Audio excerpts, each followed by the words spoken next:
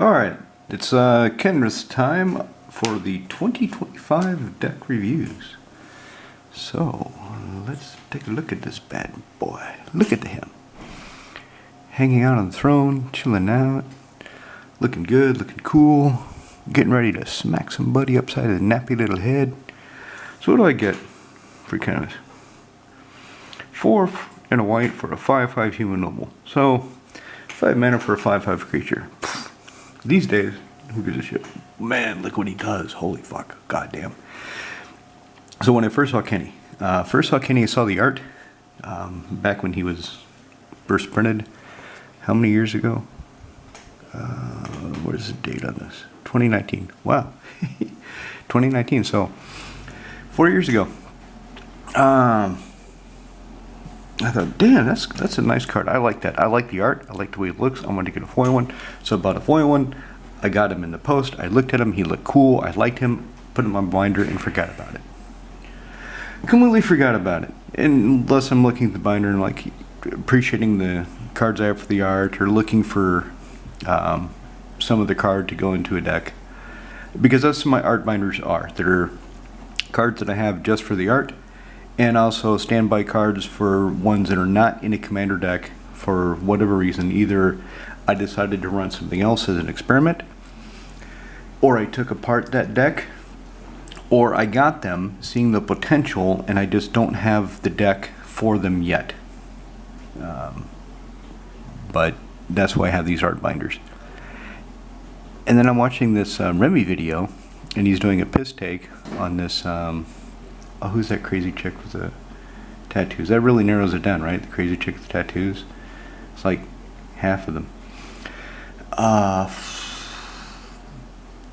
Anyway, flowers. I can buy myself flowers. Miley Cyrus, that chick. So Miley Cyrus had the song, I can buy myself flowers. Yeah, you go ahead. And then Remy did a piss take.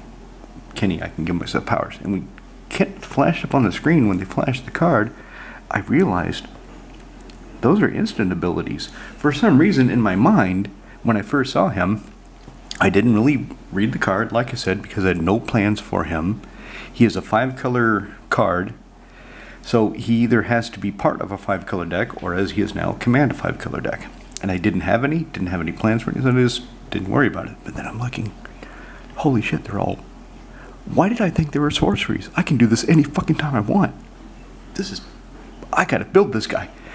So, red. All creatures gain trample, haste, and in a turn. You can do that on anybody's turn. So all these you can use politically. So, somebody plays a bunch of creatures, and he really wants to attack somebody.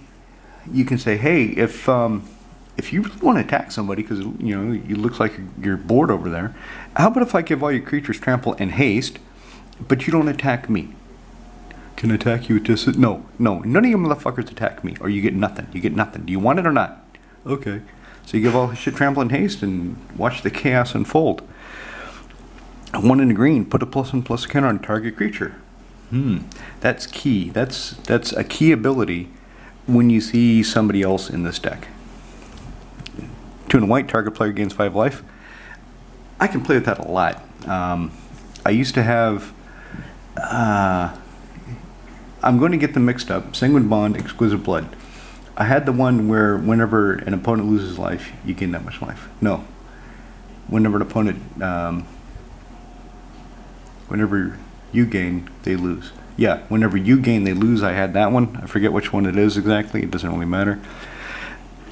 So I can gain life and then hurt people. But then I thought, I'll put in something else more cheap to cast. Lower CMC, has the same effect, but doesn't have a home. Exquisite Bond, Sanguine Blood, almost always have a home in my decks, but this other card, nah, so Kenny got it. 3 to blue, target player draws a card. Usually I reserve that for myself. That one I'm not so free with. I don't want my opponents getting extra cards, because that's extra things that they can fuck me with. And they're already doing fucking up my plans and my creatures and, you know, trying to win the game. They should just recognize that I need to win the game. Anyway, put target creature card from graveyard onto the battlefield under for 4 and a black. 4 and a blank, instantly.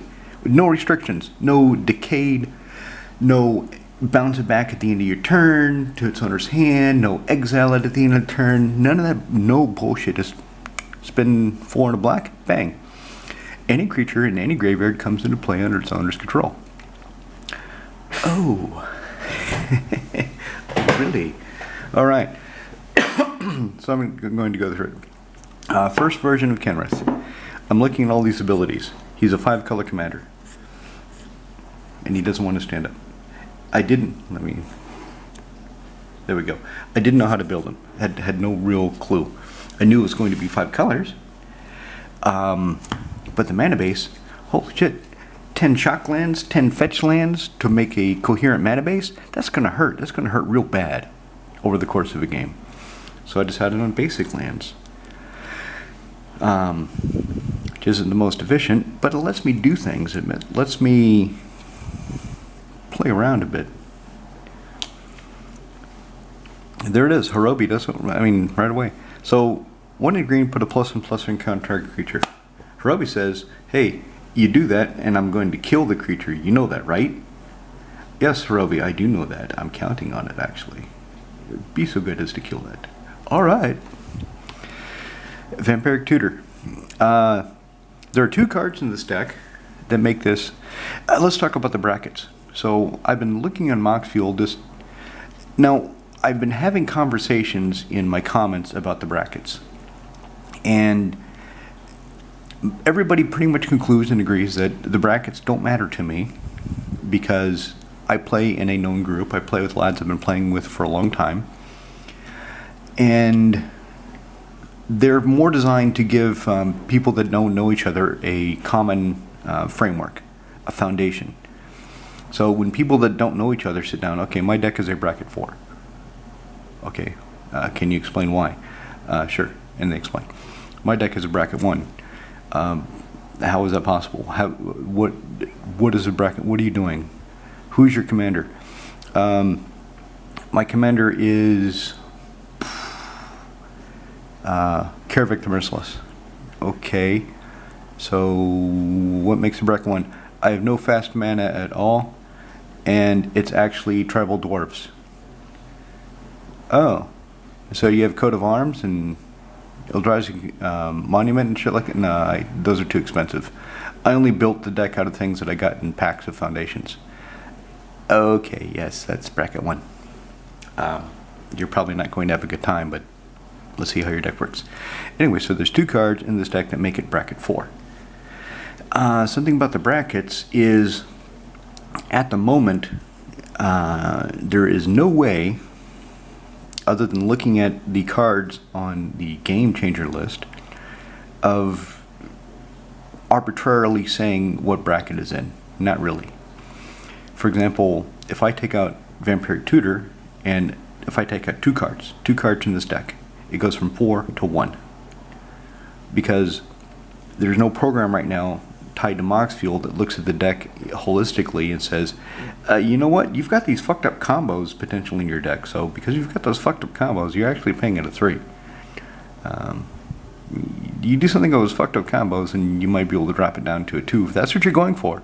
But if that's not what you're going for, hey, go wild, go crazy, have fun. So Vampiric Tutor, and like I said, another card, put it up from 1 to 4 because there's no arbitrary way, no objective way of a program looking at the cards holistically. Sounds like my daughter's playing with her Kapla. Just knocked over a tower. Okay.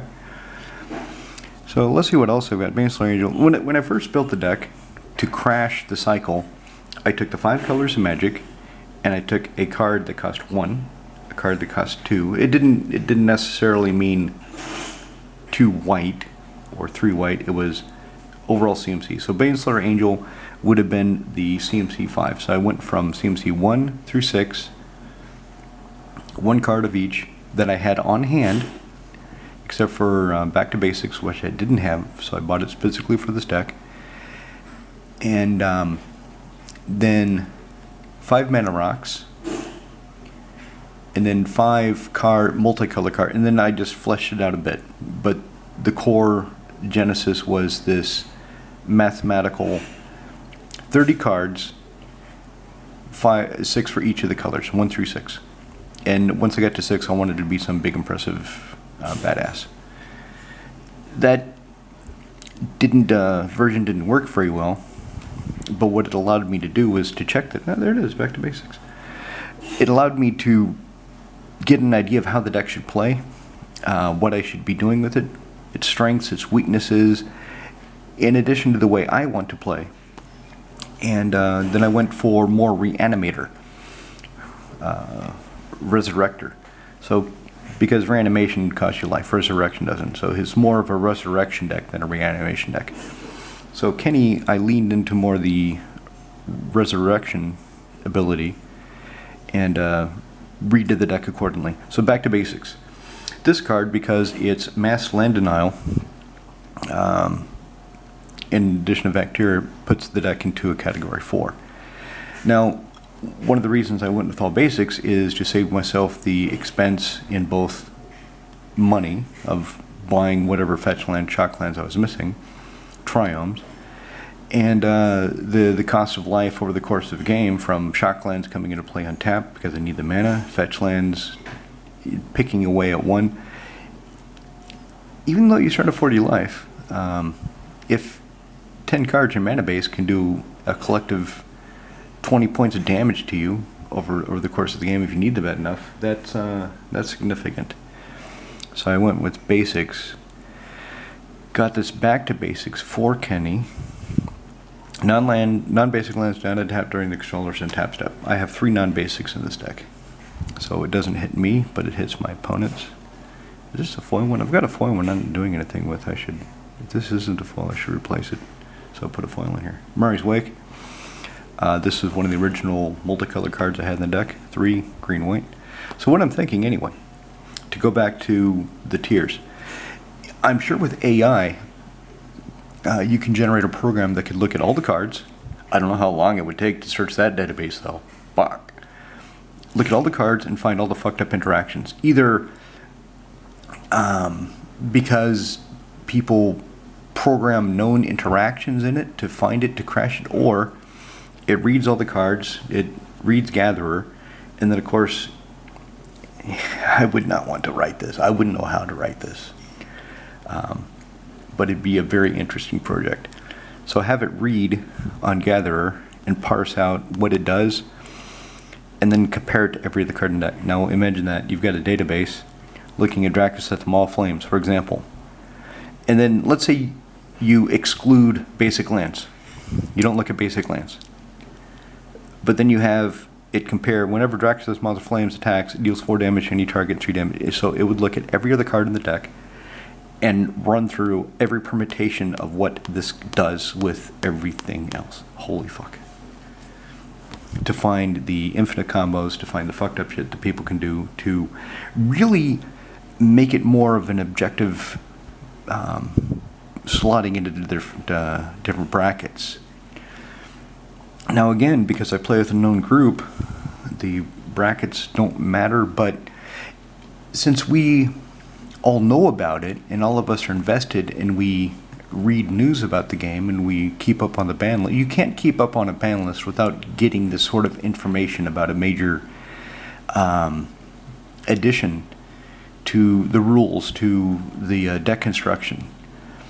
It's just like, okay, if you race cars on the weekend and you decide you and your friends you're going to go with a certain set of known rules, let's say you race your stock car, so you go NASCAR stock car rules as much as they can apply. If those rules change, you can, even if it doesn't affect you, you are going to read it to see what happens and consider the ramifications of it. So that's what I think needs to happen in order to make these brackets really work, but I don't see who's going to spend the time and the money to do that. It would be a lot of time and oh fuck. Mother Rune, strike a creature control against action from a color choice till in a turn. Yeah, no real interaction there. More basic lands. So I chose all old frame basic lands. Give him his own identity. Look, Soul Ring. Thunder Dragon! Thunder Dragon hits the battlefield. It deals 3 damage to each creature without flying. Token Killer. Glendaland Archmage. So, if I've got some way, let's say I'm playing blue-green and I have Mirren. No Malira. Malira says your creatures cannot get Neg-1/Neg-1 counters. So the program would read Glendaland Archmage, sacrifice, counteract, control, persist, and then it would compare that to every other card in the goddamn deck and get to Malira and see that there is an interaction where Glendaland Archmage, when you sacrifice her, she comes into play, back with a persist, the Neg-1/Neg-1 counter is put on the stack. Malira says she cannot have a Neg-1/Neg-1 counter, and it's removed from the stack. So the program would have to find things like that. Over 30,000 fucking unique cards. Be interesting. Yamama's Reach. I've only got basics, so that works really well. The other thing, so mass land denial. That's not really allowed. That's frowned upon.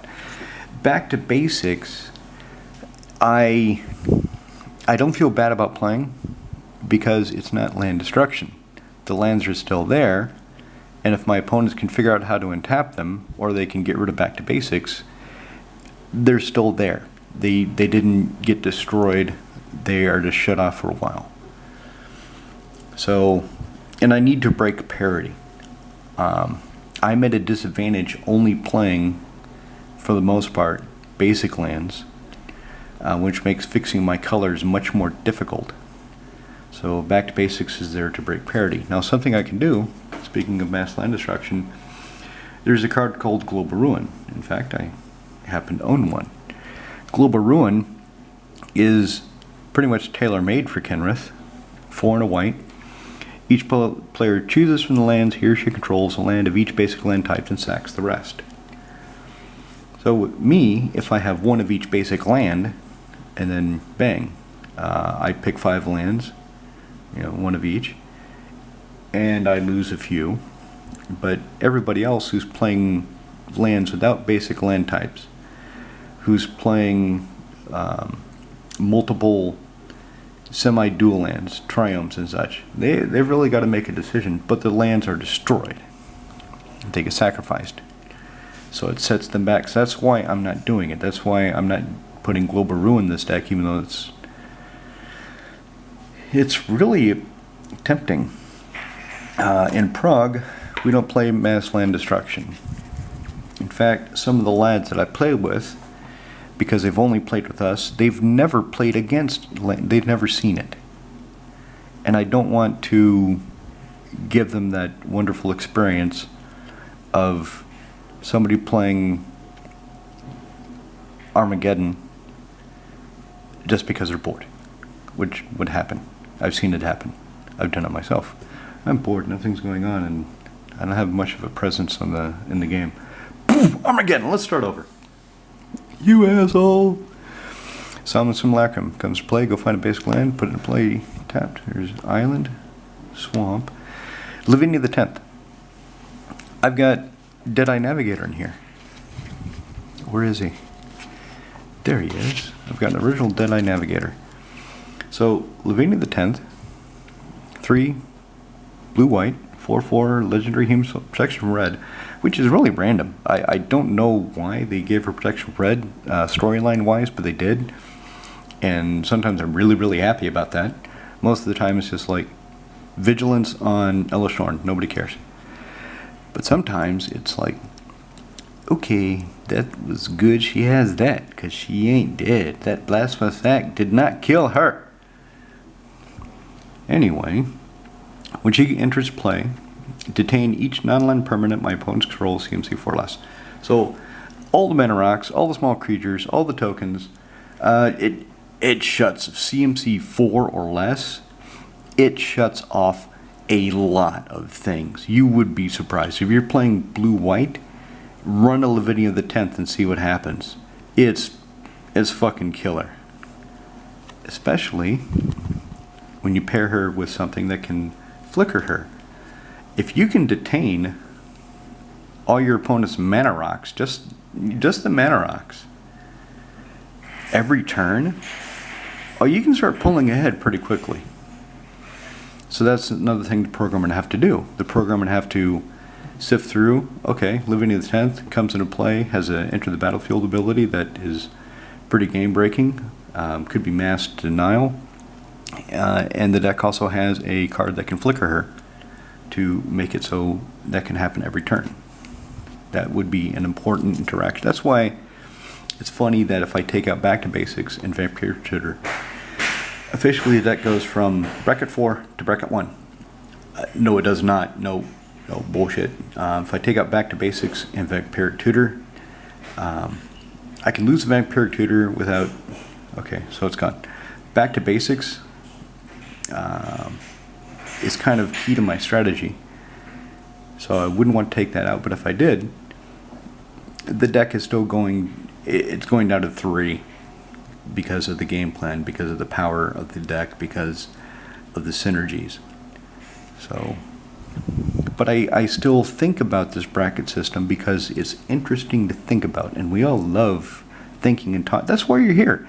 You're here because you want to be part of the conversation about the game. You love the game. You love the cards. You love playing it, talking about it. We all do. And if you don't, what the hell are you listening to me for? Go watch Middle Nation. So Arcane Signet, yeah, add 1 mana of any color in your commander. So any Glorious Protector. I should actually... She's not so good now because she's a non-bow with Avacyn and Baneslayer Angel. I probably have another angel in there, but I forget which one. So Flash Flying, which she enters the battlefield, exile any number of non-angel creatures I control until she leaves the battlefield. So she's here to save my board from board wipes, from mass exile, from any bullshit like that. And she's pretty effective at it. And the reason that I chose her over, say, Guardian of Faith is Guardian of Faith, not exile, shift. God, how can I not remember the fucking term? Phases out. He phases out the creatures. So if they have come into battlefield abilities, come into play abilities that I want to trigger again, they won't trigger. Like Eternal Witness. If she's on the board and I cast Glorious Protector, or I resurrect her with Kenny, if Kenny pulls her to the graveyard and returns her to service, I can exile the Eternal Witness, and when it comes to play, I can pull a card back into my graveyard. If I have Guardian of Faith, she would just phase out, come back into play in my next turn, and I wouldn't get anything. Land. I want to get more of these foil invasion lands. I really do. But they're expensive now. And there's a lot of cards I want to buy, so it never ends. I don't want to buy any Ether Drift cards. I'm done. I'm done. I didn't buy any Duskmourn because I don't like... Look at this dude. He's a king. He's a king. He's got a cuirass. He's got a crown. I don't want him sitting next to somebody who looks like a 1980s B-film reject. Right? I don't want to deal with that shit. Visually jarring. It's bad enough to get that fucking motorcycle dude in the Warhammer deck. And Ether Drift? Oh, it's just a mess. And the quotes... So... I mean, let's show for instance that progress doesn't always need teeth or claws. And then you look at the lands where it's like Nimbus Maze. You can tap it for a color, but only if you have this or that basic land. If you can produce the other color. Look at the quotes on those. They're just so vapid. So jarring that they're so inane. I don't like it. There are a couple cards in Ether Drift that I like. I can't remember what it is offhand. I know that the one that makes all your creatures into 6/6s or whatever the fuck it does, that's pretty cool. But the other shit, and that discard card, the combos with the other discard card, and you just fuck that. Fuck either drift. Privileged position. There's no better defense than simply being out of reach. I like that. That's elegant. That's not, oh, the most wonderful thing about Lute is that he's old, but he's got childlike curiosity. Fuck you. Toxrill the Corrosive. So this is the original, one of the original big black monsters I had in the deck. Because at the top end, I wanted something impressive. He's pretty impressive. 5 black for 7/7. Beginning of each step, put a slime counter each creature you don't control. Creatures you don't control get -1/-1 for each slime on them. Whenever a creature you don't control with slime on it dies, you get a black slug creature. And then you can sack slugs. I have not had him in play, but I like it. I'm really curious to see how it works. Something else about the deck is I minimized the pips. So any card with 3 colored pips was immediately suspect unless it was really good, or I had a very strong secondary method of getting it into play. I didn't do it because, of course, basic lands. If I've got something that requires 3 black, meaning I need 3 goddamn swamps to cast it, going to be kind of tricky. 2 swamps, yeah, shouldn't be too bad. I mean, Toxrill. And then Burgeoning. So one of the lands, one of the 3 non-basics I have is Thawing Glaciers. And as always, if you see a deck of mine with Burgeoning, it's probably going to have Thawing Glaciers. They are another great 2-card combo. Thawing Glaciers, of course, you tap it. It comes into play tap, so it's slow. And then when you untap it, you can spend 1, tap it, go find a basic land, put it into play tapped, and then at the end of the turn, bounce the goddamn Thawing Glaciers back to your hand. So you have to spend your next land drop on it, and it comes into play tapped, or you can just play Burgeoning. So you bounce it back to your hand. If your opponents play a land on their turns, then you just play the Thawing Glaciers, and it comes in, it untaps at the beginning of your turn. So it's perfect. I like it. Archangel of Thune. Flying Lifelink. Whenever you gain life. Target player gains 5 life. Put a +1/+1 against each creature you control. Yeah, they work together pretty goddamn good. Lantern Chromatique. Nihil Spellbomb. Sack it. Exile somebody's graveyard. And if you've got a black laying around, spend it when you do so and draw a card. Okay. Color agnostic way of finding basic lands. The Wanderer. Let me read. Hang on. Okay. So, I'm not really sure if I need her. I put her in here because I have a copy. I needed something at CMC4 for white when I did the original build of the deck. And I thought, I'll see if she works. I'll see how she goes. Prevent all non-combat damage that would be dealt to you and other permanents you control.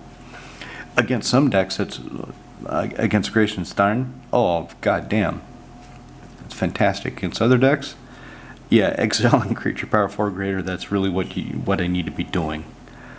Because nobody's doing any non-combat damage to me or my stuff.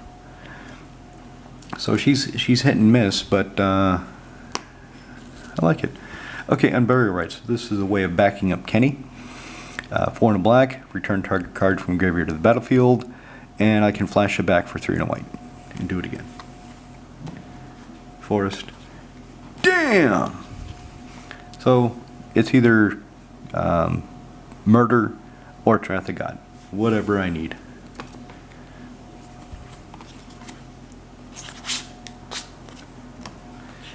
Heroic Intervention, permanent you control gain hexproof and indestructible until end of turn. Doesn't stop exile though. Does not stop exile. Some dust on that. Okay, anyway. Italy, Primal Storm. Yeah, 6 for 6/6, Fat Dinosaur. Whenever Fat Dinosaur attacks, exile the top card of everybody's library. Then I can cast any number of non-land cards exiled to save without paying the mana cost. She's pretty cool. I don't like it when she's played against me, but I did have a copy, and Kenny needed some big red monster. This guy. So Cube had this guy in his trade binder. Cube rarely brings his trade binder, and he doesn't really keep anything good in it. But one day we were sitting down, and he had this Omnath, and I'm looking at it, I'm like, oh, okay, that's interesting. So one of each color, and he's a 4/4, yeah. If you lose sunset mana, it becomes black instead. Okay. Beginning your pre-combat main, look at the top card of your library. You may show it off if it has 3 or more colored mana symbols in its mana cost. I've got 2 cards, I think, in this deck that have 3 or more colored mana symbols. He's one of them. So, this ain't gonna happen. You know, if you do add 3 basically, let's see. Look at the top card of my library and then put it in my hand. Pre-combat main. So he draws me. Maybe he's not the best. Maybe he's not the most efficient. It could be that I need to rethink this. So basically, I'm spending 4 mana and 2 life, or 5 mana to get a 4/4 that draws me an extra card each turn. But at the end of each turn, I can dump all my mana in my mana pool and save it as black, and use it for any of these. I mean, all of the abilities only require 1 mana of any color. So if I can save up mana, if he becomes a mana battery, then I'm thinking that's worthwhile. There it is. This is one of the 3 non-basics I have, which doesn't matter. Okay, back to basics. You can't untap your non-basic lands. Well, this son of a bitch is only going to tap once, and then it's gone. Urtai Resurrected. So if I'm playing out of my graveyard, I need ways of protecting said graveyard. The battery's gonna fucking die. Okay, so Urtai Resurrected, if I'm playing out of my graveyard, I need ways of protecting said graveyard. 2 black-blue for a 3/2 flashy human Phyrexian warrior wizard son of a bitch. When it comes to play, I can either counterspell, activate, disallow. So he comes into play and I disallow, and whoever I countered the ability draws a card. If they're going to exile my graveyard with a Bajuka Bog, Angel of Finality, or any of that shit, yeah, no, I kind of want the graveyard. Unless, of course, I've got the mana to just pull out the interesting creatures and bring them back to play. And I'm like, okay, yeah, go ahead and exile everything else. It's these guys that are going to fuck you up. Or destroy another target creature planeswalker. Its controller draws. And the nice thing about Kenny, of course, is so he costs 4, but for 5, if he's dead, I can just put him into play instantly. So I like this guy. I don't like the 4-arm look, you know, at the elbows. I know they did that in the original Urtai the Corrupted. I didn't like it then either. Just looks goofy. Anyway. There it is. There's the other card with more than 2 colored mana pips. Avacyn Angel of Hope. And I have had Avacyn Angel of Hope and Hurobian play together before. And it was nasty. Really nasty. It was balls nasty. So, I had cast Wheel of Fortune, thrown away Avacyn, thrown away Hurobi, and then I resurrected Avacyn and Hurobi. It's kind of late in the game. And then I could start targeting things. And Cube thought he was going to be slick. And he's playing his Tyrannid deck, and his Tyrannid commander is at the beginning of each of his combats. He has to put a +1/+1 counter on target creature. So I say, okay, I'll put a +1/+1 counter on Hurobi. Okay, thank you. Doesn't Hurobi die? Avacyn says no. Avacyn says no, Hurobi does not die. And now he's a 5/5. Oh, yep. Oh, indeed. So you need some exile shit. Flying Vigilance, Indestructible. Other permanents you control have Indestructible. Really hard to cast her, but if I can get her in the graveyard, which isn't that difficult. 5 mana. Here comes Avacyn. Vandal Blast. Destroy target artifact you don't control or overload it. Destroy every artifact you don't control. Draw out of the Illusion Grove. You may play an additional land of each of your turns. Land you control every basic land type, addition other types. So yeah, he helps fix my mana. He helps play with my colors and play with more lands. He's basically, what is it? There's a 2 mana enchantment that lands are every basic land type. I forget the hell that is. And he's exploration tied together with a 2/4 body. So good to go. Sneak attack. Choose a creature from your hand and put that bastard in play with haste. Another way of getting Avacyn down quickly. Get her down from 1 red. So she has haste. She can smash into somebody. She can save the team. End of the turn, sacrifice her, and then spend 5 mana and bring her back. Or, if I have Sword of Hearth and Home, and it's my turn and I get a combat, I can have something else equipped to Sword of Hearth and Home, or even Avacyn herself. 1 red, equip her with a sword, so she would be a 10/10 with the protection from green and white. And whenever she deals combat damage to a player, exile up to 1 target creature you own. Search library for basic land, put them both on the battlefield under control. So she would come back to play as a new object, negating the sneak attacks, sacrifice clause. Land, ho! Duplicate, yeah, kind of basic. 6, comes to play, exile something, gets all of its power, toughness. None of its abilities, though, just its power, toughness, and creature types. There's the 3rd non-basic I have in the deck, Cascading Cataracts. Indestructible land. 5, tap, add 5 mana and combination colors to mana pool. So that's one way of getting around if something has more than 2 color pips. But since it's only 1 in the deck, and I don't really have a way of searching it out, it's not that I just have it in here because it's pretty. I have it in here because it's pretty. I like looking at it, and it can work sometimes. Land, Sun Titan, the goofy one. 4, white, 6/6, Vigilance Giant. Yeah, whenever he comes to play or attacks, take something in your graveyard, CMC 3 or less, and bring it back to the battlefield. Which is kind of nice with things like this. How many of you have never seen this card before? How many are you looking at this guy with his tail on fire and thinking, what the fuck is that? God damn, he's got a lot of teeth. Yep. 1 in red, tap, destroy target artifact. That artifact deals an amount of damage equal to a Sky Thrust back to Goblin Tinkerer. So basically, this guy fucks his artifacts so they blow up in his face. And then they either kill him or they don't. So, he sits around, and I can use him to get rid of an artifact, or I can keep making him bigger with Kenny, and I can just continuously, every turn get rid of an artifact. Just funny card. I'm trying to put funny cards in all my decks now. There it is, Thawing Glaciers. Comes to play tapped. Search library for a basic land, put it into play tapped. Shuffle after. At the end of turn, bounce Thawing Glaciers back to your owner's hand, so you can play it again tapped.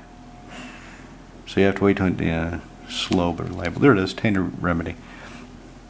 Like I said, I had Sanguine Bond, exclusive, one of those two. I didn't have both. I don't run them together. I don't, because that's just a too easy combo to trigger off, and I don't want to. Look, I have these 2 fucked up pieces together.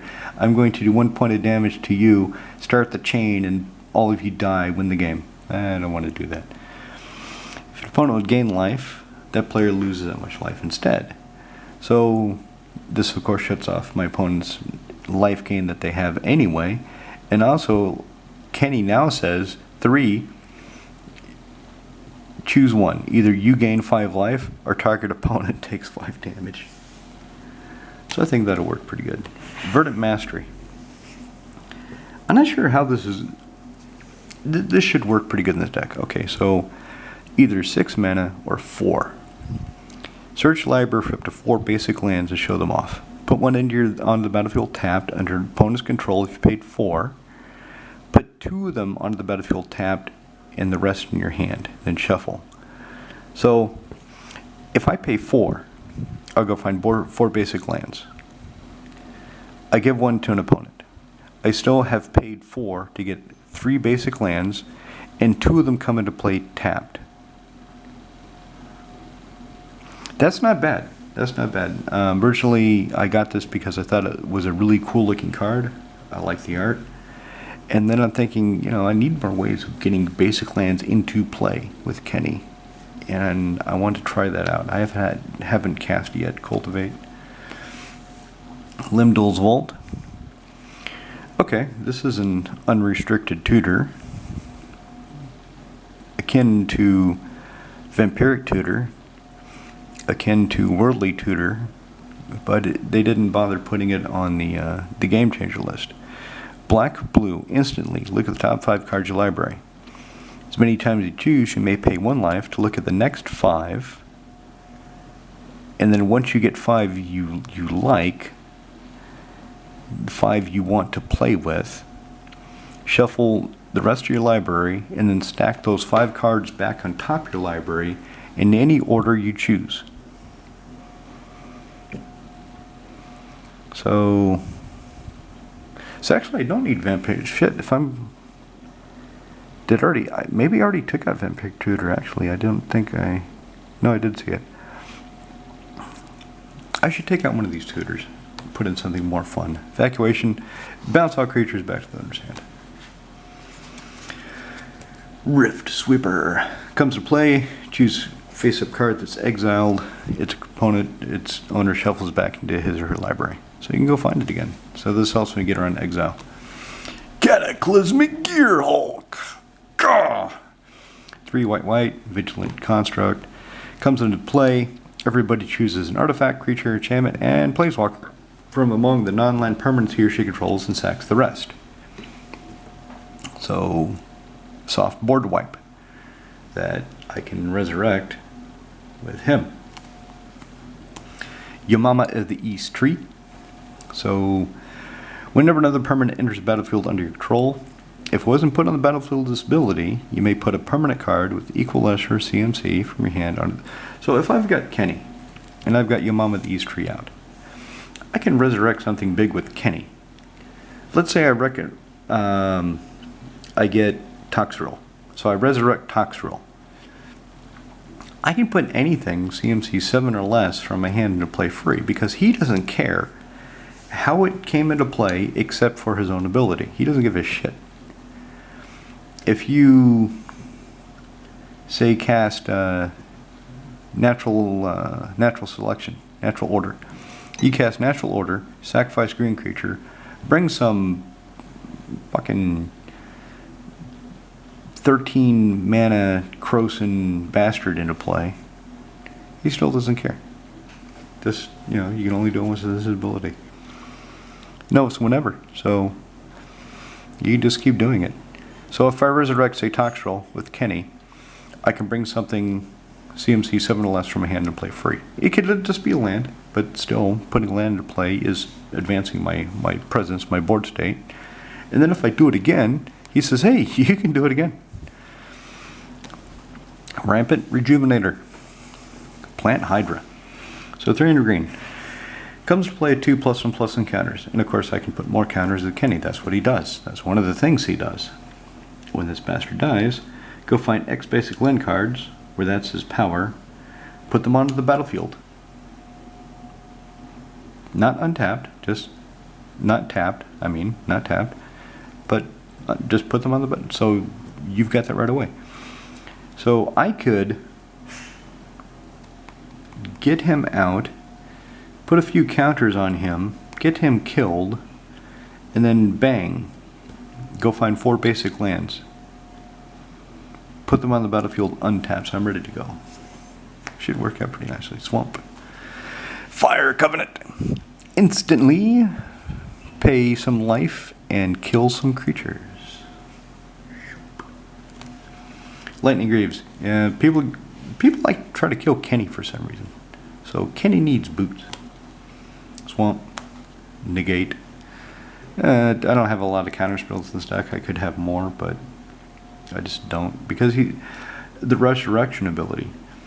So if people counter my creatures, or if people are going to kill the creatures, that slows me down. But since my plan is to get them back out of the graveyard anyway, it's just an extra step that I have to run through. Veteran Bodyguard. Yep, probably few of you have seen him before. In any way, probably never seen him in play. 3 white for a 2/5 Bodyguard. All damage that would be done to you by unblocked creatures is instead done to the Bodyguard. So if somebody is attacking me with a bunch of big ugly bastards, I can just let the Bodyguard take all the damage for me. After all, good bodyguards are hard to find. Mainly because they don't live long. Buried Alive! Search library for up to 3 creature cards and put them in your graveyard, then shuffle. So, yeah. And this tutor is, I can't, did they call this out as a tutor on Moxfield? They're really good about calling out things like this as a tutor. So, a tutor is basically anything that finds anything in your deck that isn't a basic land. Wheel of Fortune. Everybody throw away your hands, draw 7 new cards. And then I'm going to start resurrecting creatures with Kenny. Seedborn Muse. To the Genie, this is not a casual card. This is CEDH. And I told him, show me the CEDH deck list that runs Seedborn. Show me. I want to see the CEDH deck list that runs fucking Seedborn Muse. Because I don't think it exists. I'm sure there is one, but it's probably like my modern decks. They're obsolete and modern in name only. They are not viable in the current meta. But Seedborn Muse does get around back to basics. Although I don't have that many basics to worry about, so who cares? Bone Shredder. This guy, I've been able to bounce a lot. So he comes into play, and I terrorize a creature. If it's not black artifact, I destroy it. And then during my upkeep, don't pay the echo. And then Kenny's like, hey, look at that big bastard over there. Look at that fucking red dragon that's coming at us. Bone Shredder, back to work, bitch. Into the battlefield, and he shreds that big bastard dragon. Good job, Kenny. Jay Ballard, Task Mage. I like the blue. I like the foil, the line of energy coming from her finger, and the red around her. It just, the way it pops into the foil is just beautiful. So anyway, she's another way of getting creatures in my graveyard. So 1, discard a card, destroy a target blue permanent. That is quite often relevant. 1 in red, discard a card, and she incinerates something. 5, red, 7 mana, discard a card, and she casts Incinerate. Is it Incinerate? I think it's Incinerate. No, not Incinerate. What is it? I used to know the name.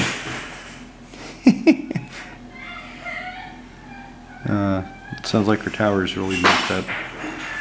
Let me just get through this real quick. Emma! Emma! Emma!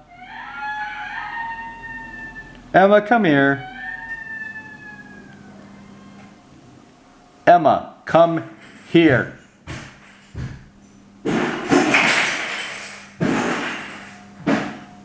What do you mean I'll delete it? No, I don't want everybody to see how I'm crying like a little bitch. They didn't see you crying, they heard you crying. Really? They heard you crying and throwing around your Kapla. Well, it deserved it. How did it deserve it? It just did. Okay. So are you going to try again, or are you done? I don't know. You know, this is why you have Lego. Lego snaps together. Yeah. So build a Lego tower. Okay. How tall a Lego tower can you build? No, but I'm not building a tower. I'm building something else. Can you build the Burj Khalifa? That's what. It's a building in Dubai that's a kilometer tall.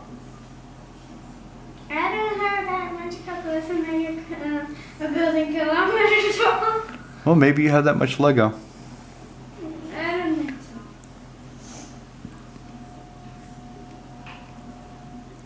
Would you like to be in a building that's 1 kilometer tall? No. Why not? Because it could fall. Well, your capla fell. Well, because it's stupid, and I would like to glue it together. If you glue it together, it defeats the whole purpose. What?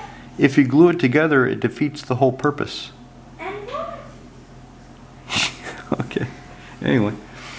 So, the discarding the card is another way of getting the creatures in my graveyard for him to resurrect. So, another side benefit to having her into play, in addition to getting to blow up blue permanents. Fauna Shaman. She's basically sort of the fittest with a 2/2 body. 1 green tap. Throw away a creature card. Go search library for another creature card. Put in your hand. Then shuffle. After you show it to people. Land. Momentary blink. Exile target creature card you own from the game, and then return it to play under someone's control. So, another way of getting around sneak attack. I sneak attack something big and nasty in. I smack somebody, or it blocks, and then I blink it for just a moment. Just give it a little momentary blink, and then it comes back as a new object. Swamp. So that's Kenny. That's my 5-color deck. I was thinking of doing Joda. I forget his appellation. But I'm not sure if I want another 5-color deck right now. What I've tried to do is not build decks of a color combination I already have. So that's one of the other reasons I didn't feel too bad. Like, I felt bad. I didn't want to do it. But when I deconstructed Carador, that meant that among my main suite of decks, I only have 1 Absent deck. I don't really want 2 decks of the same color suite unless they're wildly different. Now, this also discounts Frodo and Sam, which is an Absent deck, but I didn't build it. I modified it heavily, but only using Lord of the Rings cards. So, I should take one of these out. I don't need both. Not really. Okay. Let me know. What do you think? Which one of these should I keep? And what should I put in lieu of the other one? Because I don't really need 2 tutors. Not really.